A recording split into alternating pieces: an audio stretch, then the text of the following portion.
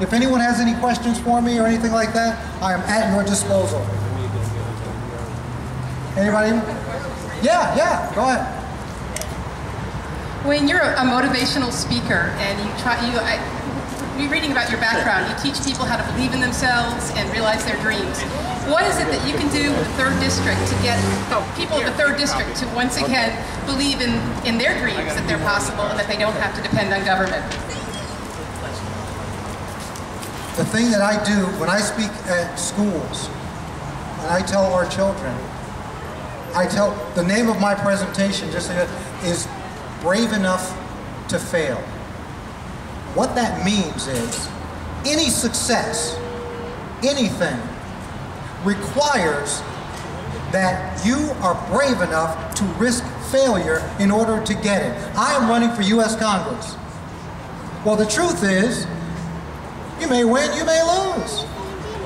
But unless I am willing to put myself forward and risk the failure, you don't get the reward. That's true. I was speaking to someone this evening. We were talking about schools, we were talking about children. And I said, there is not a government program in existence that can make a child study if they don't want to. Well, the way to instill that want to is to first raise the expectations. I expect my child to have good manners and to comport herself in a certain way. And she raises herself and meets those expectations. Our children will do the same thing. Too much, our government right now is removing the expectations from individuals and pushing them to the umbrella of government. Well, the more you want to do something for somebody, you remove their motivation to want to do something for themselves. So what I am doing, as I travel and talk to people in the 3rd District, I am reminding them that guess what? You, ladies and gentlemen, actually can do anything you want in America, as long as you're free to do it.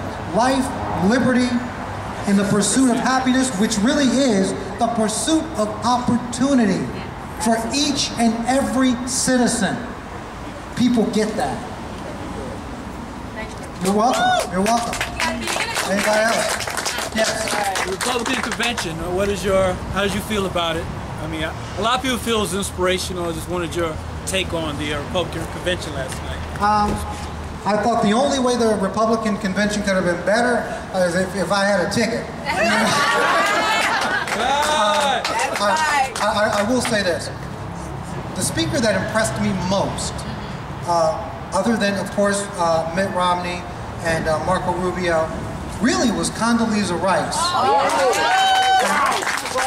Because America got to see her in a context that they hadn't previously. That's right. And again, to hear her story, and she held not only the government but the people responsible and accountable. And then that's what has to be done.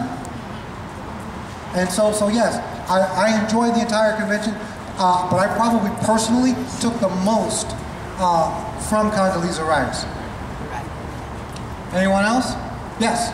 Do you have any debates scheduled with Rosa and what would they be and where? Good question. All right, your check is in the mail. I have requested at least 3 debates.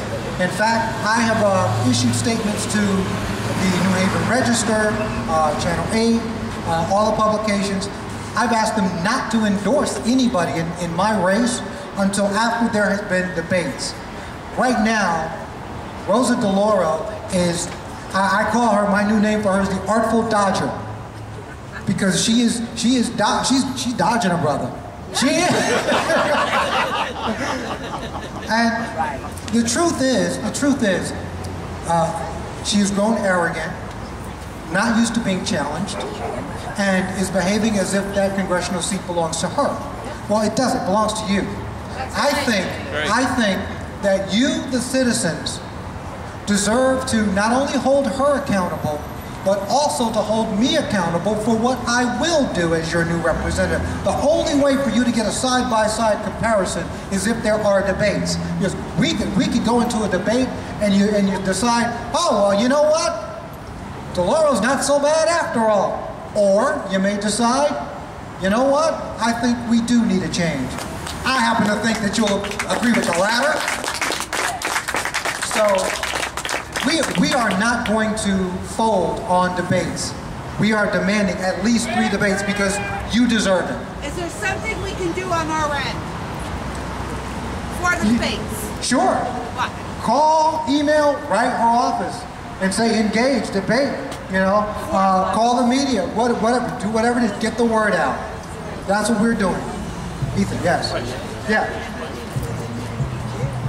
Wayne, excuse me, Wayne, it's good to see you again. Thank you. As I listened to the convention, Paul Ryan said something that struck me as possibly being the heart, thank you. Paul Ryan said something that struck me as being possibly the heart of the difference between the Republican approach and the Democrat Party approach to government and the political dynamic that's going on in the campaign. What he said was that our rights are based in nature and God and not in government. Would you respond to that? My only response is to say I agree. That's all you need to say. Absolutely, yeah. And somebody asked me about, you know, Democrats versus Republicans, and I will say this. You know, my mother's a Democrat. Okay, I love my mom. You know, she's confused by me. She often wonders where she went wrong. But here's the thing. I believe that while people on both sides can love their country equally, we do have a very, very different philosophy on how to arrive at that place and remain that shining city on the hill.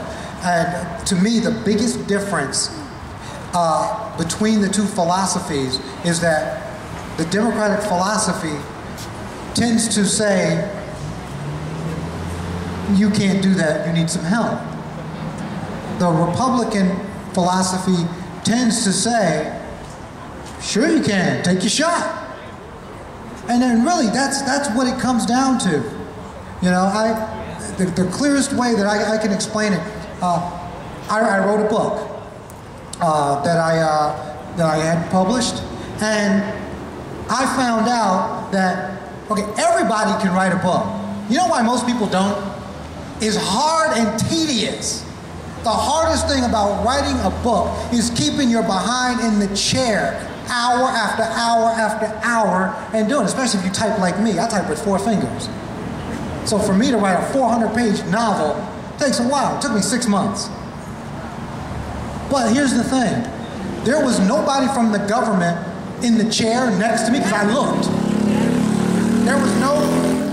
There was no government consultant saying, well, Wayne, look, you might want to like put that verb there or put a comma there, or maybe that plot line is a little, you know, you could do something better. There was none. There was none. I had to do it.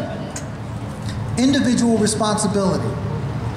So, yes, when I hear my president say something like, well, if you've got a successful business, you didn't build that. Well, my answer, really? Try writing a book, okay? I mean, really? Because I didn't see you helping me. You know, and I know you wrote a couple books, but you know, I'm guessing, you know, you know. So yes, the idea of individual achievement is something that is celebrated, encouraged. You know, there's a saying that used to be pretty popular: rugged individualism in America. Rugged individualism.